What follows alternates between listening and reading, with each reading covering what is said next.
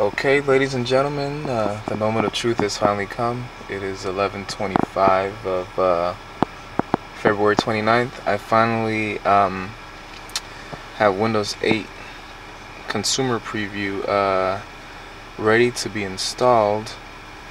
Just to show you really quickly, here we have developer preview, and I have chosen.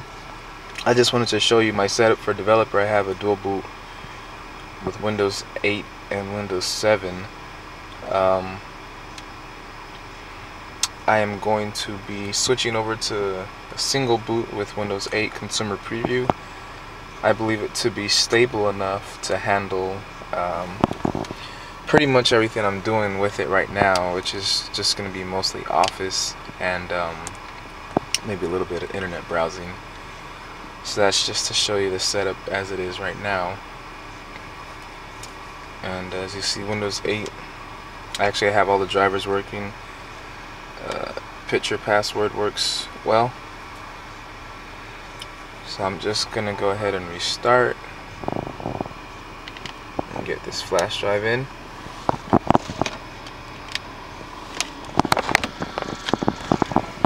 Okay. So by the way, I am running the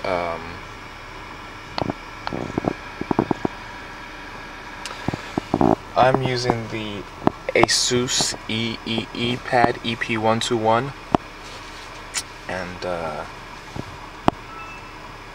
this is going to be a live installation of Windows 8 Consumer Preview, booting from a USB stick.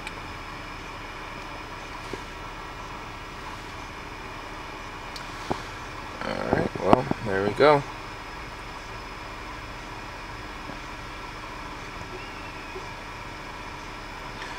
Obviously this is going to be filmed in real time, so you'll get an understanding of how it would work. This machine has Intel Core i5 processor, and 4 gigs of RAM, and it's got a 64 gigabyte SSD drive, or should I say SSD.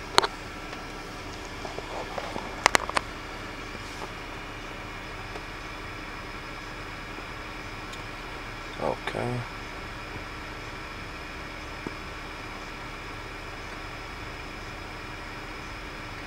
While we're in limbo here,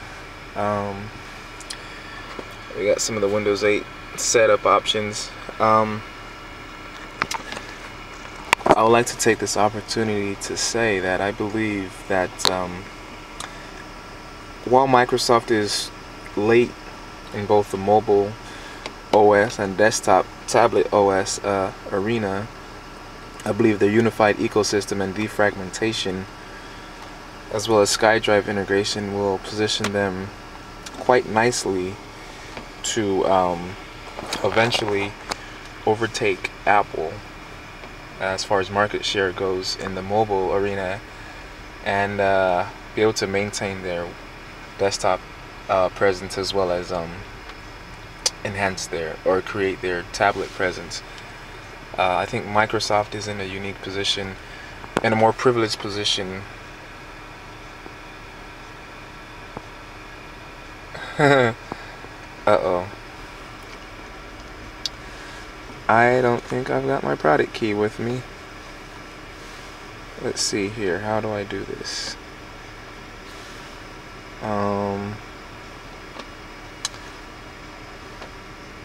Okay. Wow. It appears that I actually needed to take that product key. That's strange. I didn't know that.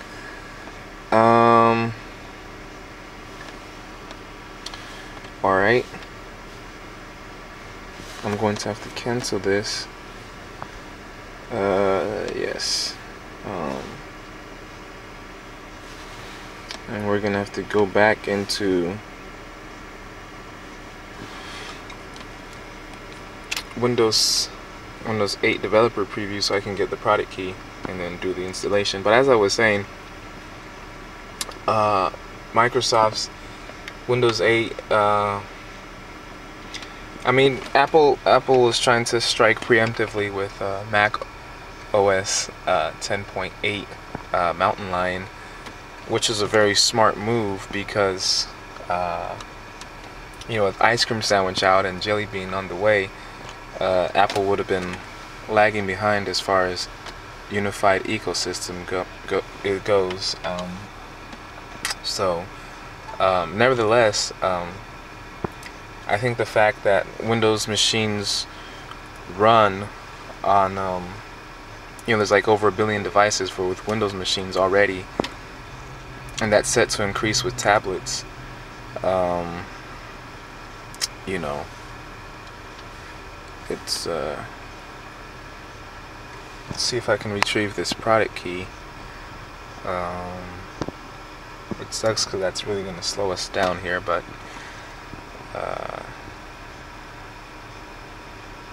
I don't know how else I could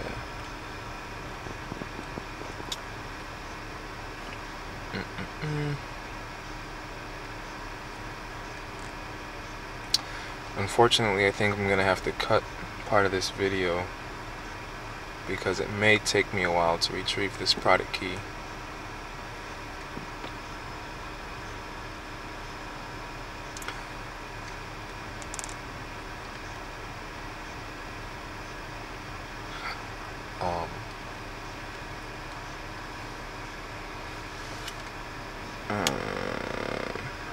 Don't want to keep anything.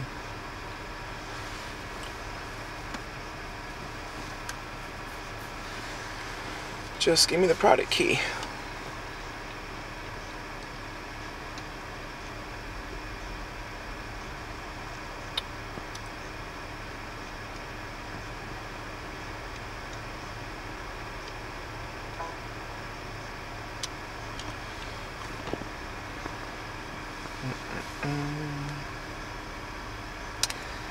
Well, let's do this.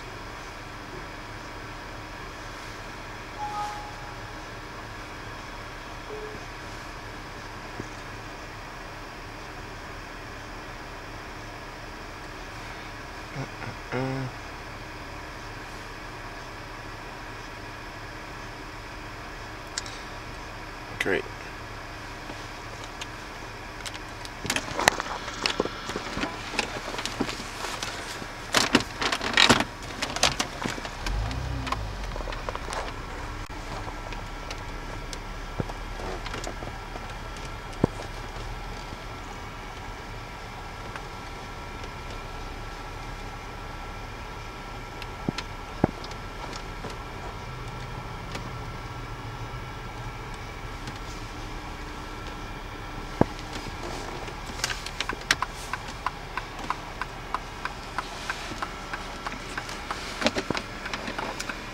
Alright, let's see. What does it have?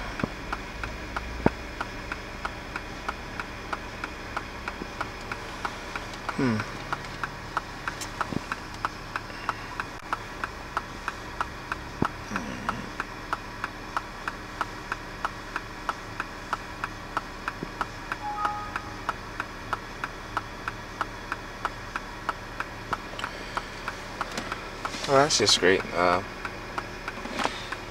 Looks like we're gonna have to go through this process all over again to get the proper product key.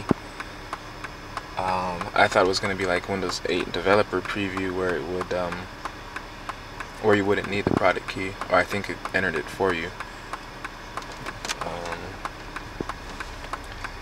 So obviously this is going to take, I think it takes about 15 minutes or so. So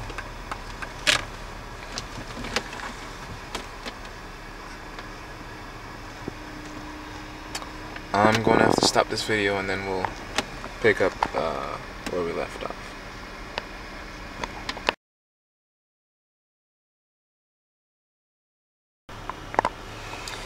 Okay, here we go at the initial screen for the Windows 8 consumer preview setup.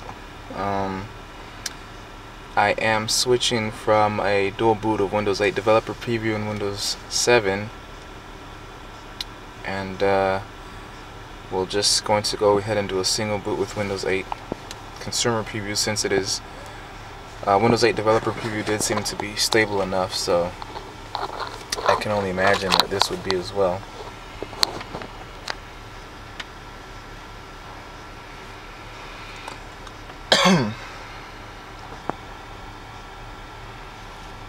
Okay, so now it's asking for the product key, and we're going to access our lovely Windows phone here for that.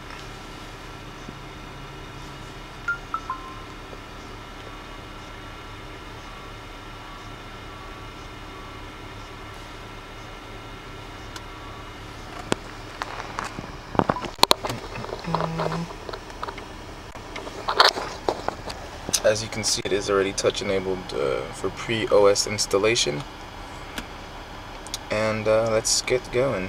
KBAMB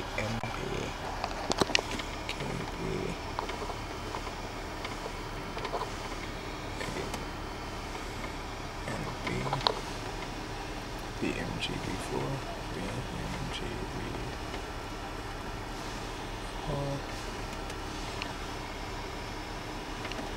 M9H.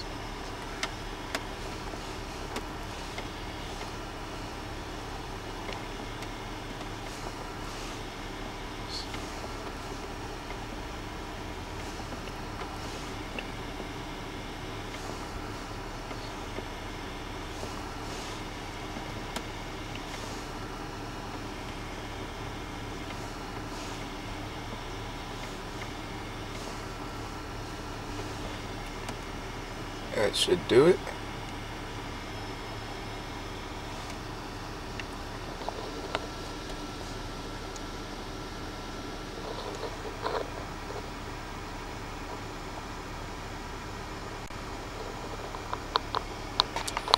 Strange that this is talking about the product key on the back of the box that it came with, but you know, I think they should have saved that for an update for later. Okay, so we're going to do a custom installation, and we are going to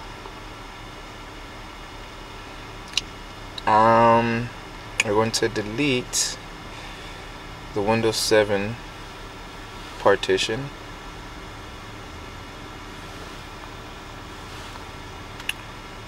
and let's see. I guess we'll go ahead and delete this and just make one big one.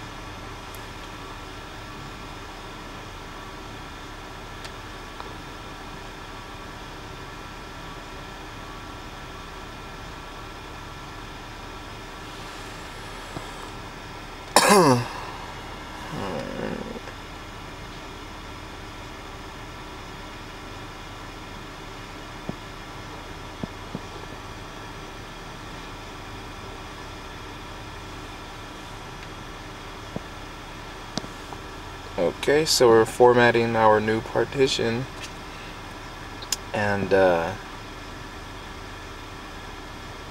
be up and running in a few moments here. Alright, there we go. So this is Windows 8 consumer preview, and we started at about 11:53 after we went through all the primary options.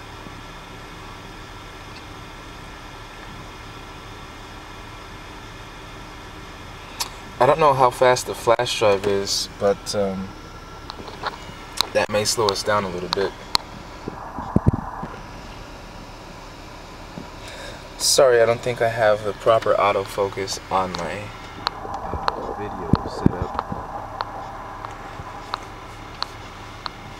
So while this is installing, I'm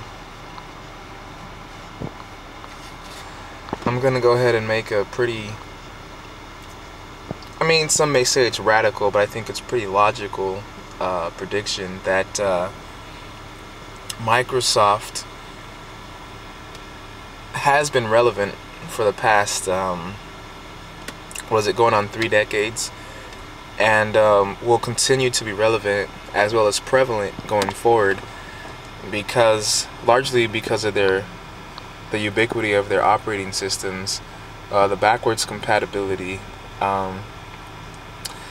the enhanced security, and Windows on ARM, and even Windows 8 x86 64 shouldn't really need too much malware protection. It's going to be pretty locked down. It suits enterprise best. You get all the backwards compatibility of, you know, applications and stuff that we've been using. Of course, Office. But the thing about it is also that it's an easier platform to program on, using some of the most commonly used web languages, CSS, HTML5, and I believe JavaScript. So porting applications from other platforms would be relatively easy. This is going to be extremely fast and fluid. Virtually any system running Vista or Windows 7 can handle this, and many of them running Windows XP as well. I think the minimum requirements for this would be, if you're running in 32-bit environment, 1 gigahertz processor, 16 gigs of space, and 1 gig of RAM. If you're doing the 64-bit, then you would need 20 gigabytes of hard disk space, I believe 1 gigahertz processor, and 2 gigs of RAM. So pretty low requirements. You know, we have PCs going way back that can run this. So we're definitely really excited to see this. And then, you know, with Windows Phone 7, you know, Microsoft hasn't really picked up a lot of the market share that we'd hoped for.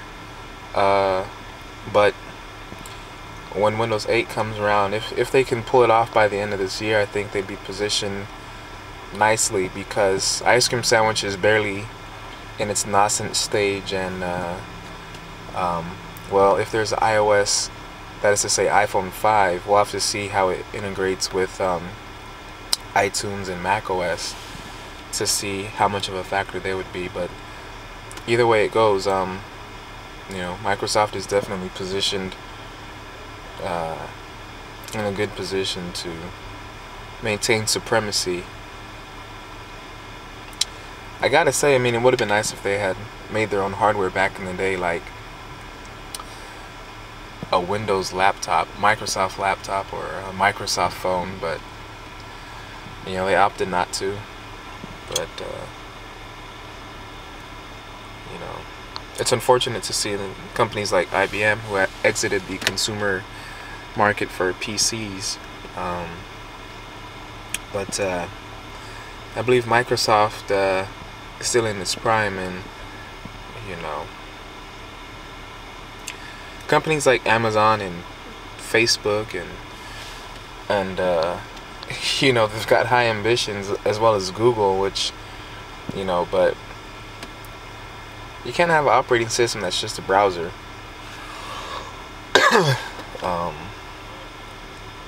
You know, because Google Docs, you got Microsoft Office 365, as well as IE 9 and 10 now, that support the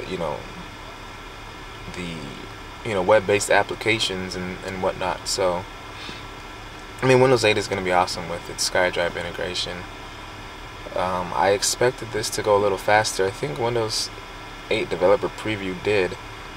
I didn't mean to be rambling on for so long, but as you can see with my Windows Phone 7 Mango here, I am a Microsoft proponent or supporter, constituent, and have been. I've been with them on the desktop side since Windows 3.1, and on the mobile side, let's see, I think they had Windows Mobile 5 at the time. So you know, Android is nothing but Windows Mobile you know. And I predict, I have another prediction here. Apple is going to lose tremendous market share in the mobile OS as well as desktop OS due to Google and Microsoft. I think out of those three companies, Apple is definitely the weakest link. As far as their mobile phone platform, it's great. There's not too much that you can say that's wrong with it. It's very static and dry, but aside from that non-aesthetically pleasing aspect of it, you know, it's nice. But Windows Phone 7 outperforms it on a single core. Even this HTC Radar here, it's only a gigahertz processor, one of the lower end spec phones, but it's more fluid than Apple or Android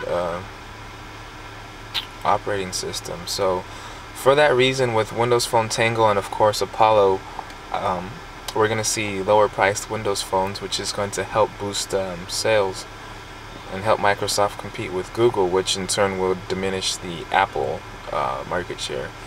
So all in all, Apple, I think, has the most to lose. And Google, while they're quite the behemoth themselves, and the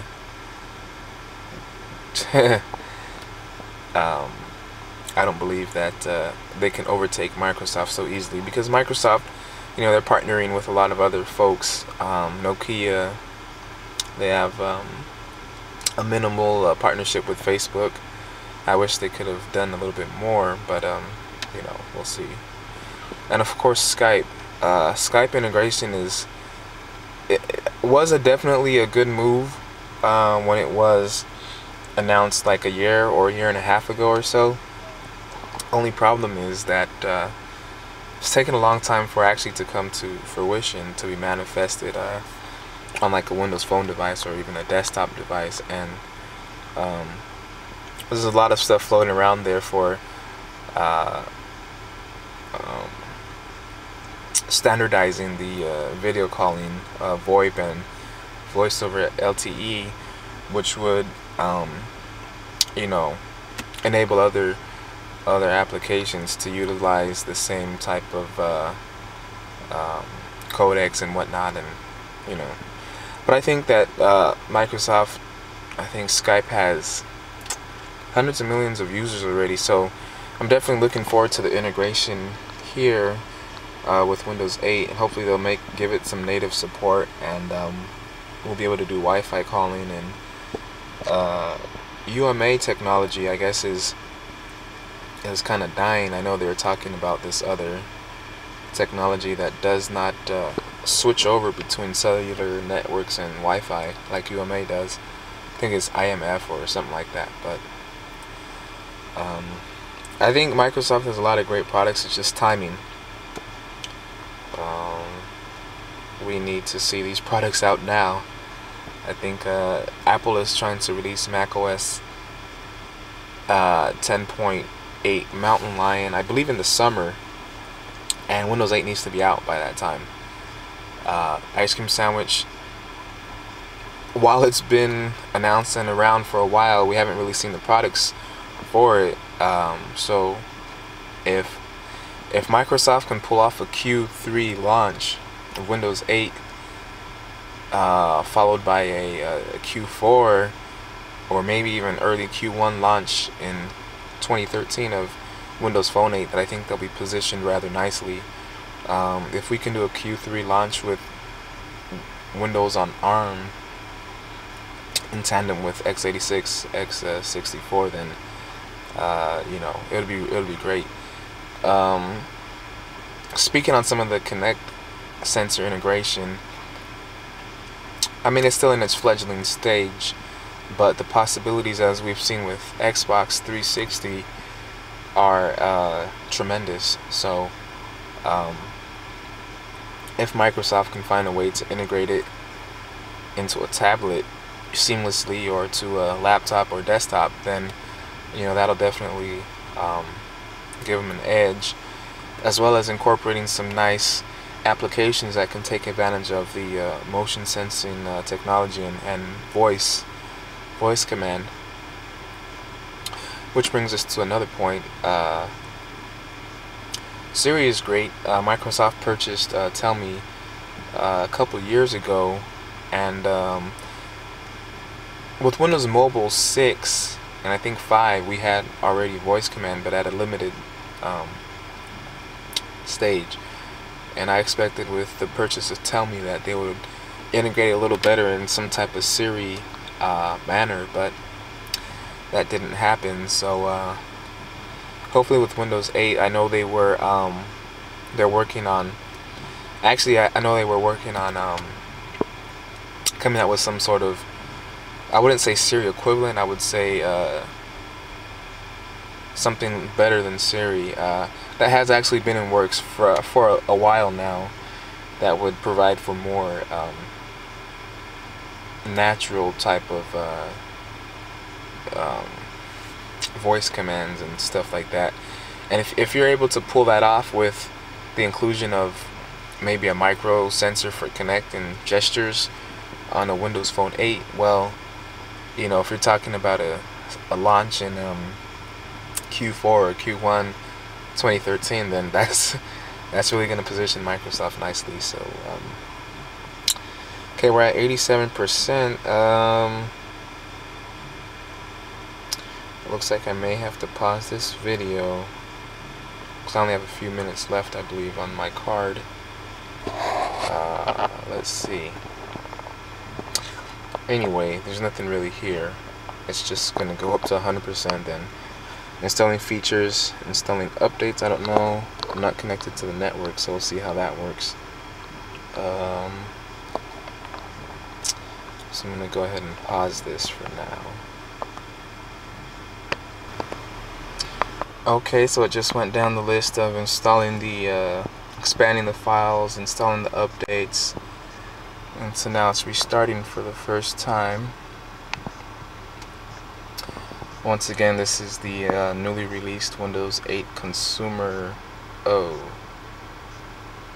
Don't think I was supposed to have that in there. Consumer preview. Okay, I'll just cancel it when it I should have removed my flash drive.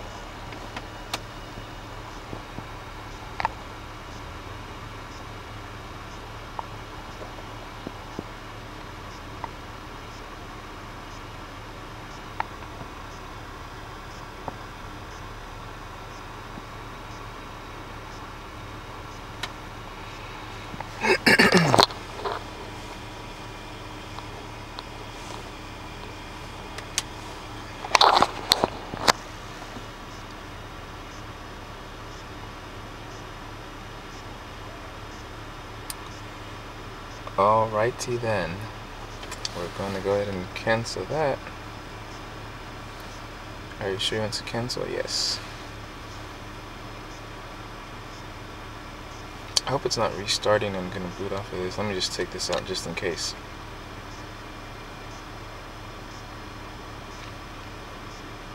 Okay, yeah, I didn't take it out in time.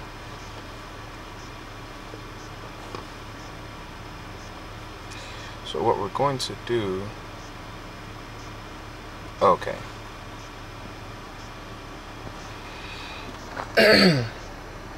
Updating the registry. Once again, this is the first boot and install of Windows 8 Consumer Preview.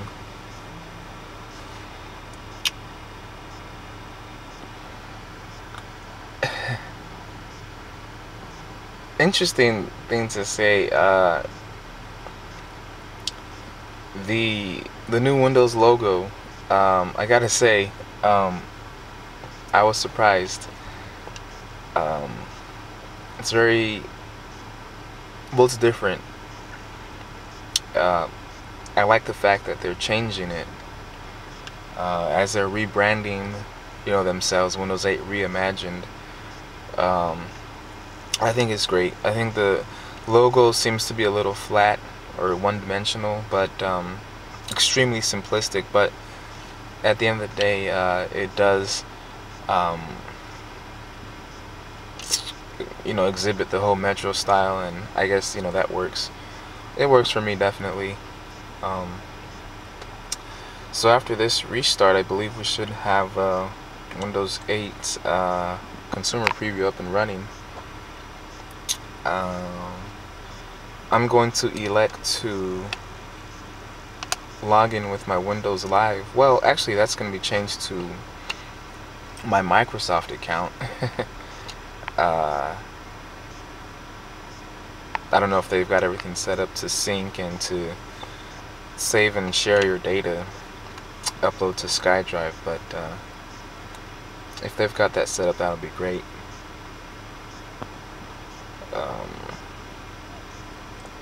Also very interested in the Windows to go. That's pretty nifty to be able to take your OS with you. As you see, I'm using the Asus Slate. Oh, there you go. So PC name, I'm going to keep it pretty simple and generic.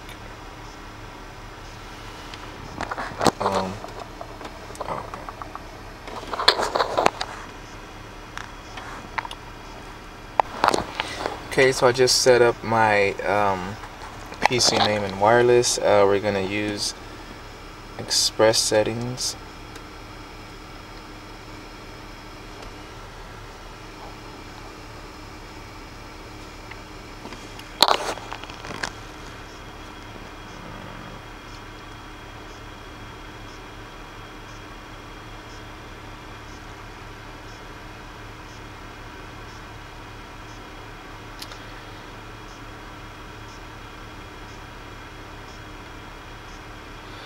Okay, so this is asking for my email address to sign in with my Microsoft account, download apps, Windows Store, access files, photos anywhere. So they do have it set up to sync and everything. I'm going to take a moment to put in my Microsoft account, and we'll be right back. Okay, so I just put in my Microsoft account ID info, and I imagine it would, okay, so it's asking for the password now. Let's just,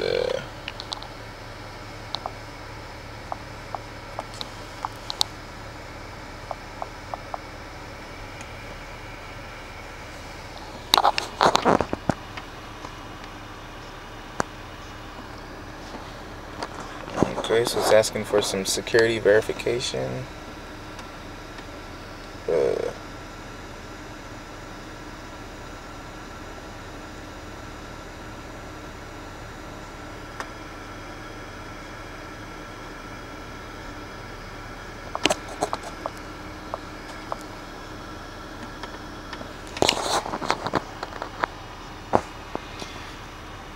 Creating my account.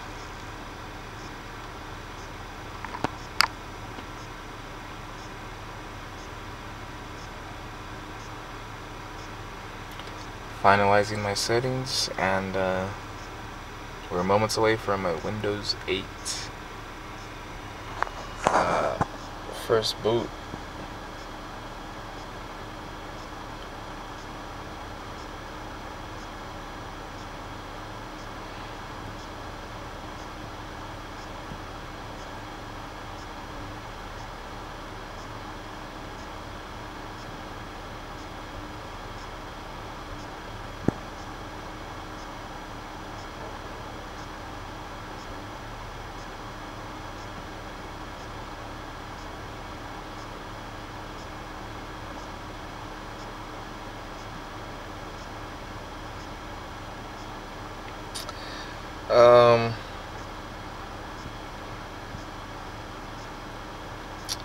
Let's see. Okay, so this is the screen we get at the first boot of Windows 8 Consumer Preview.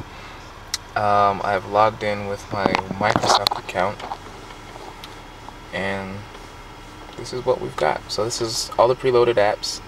Of course, that's Semantic Zoom. It's got my live ID info here, and I'll be back with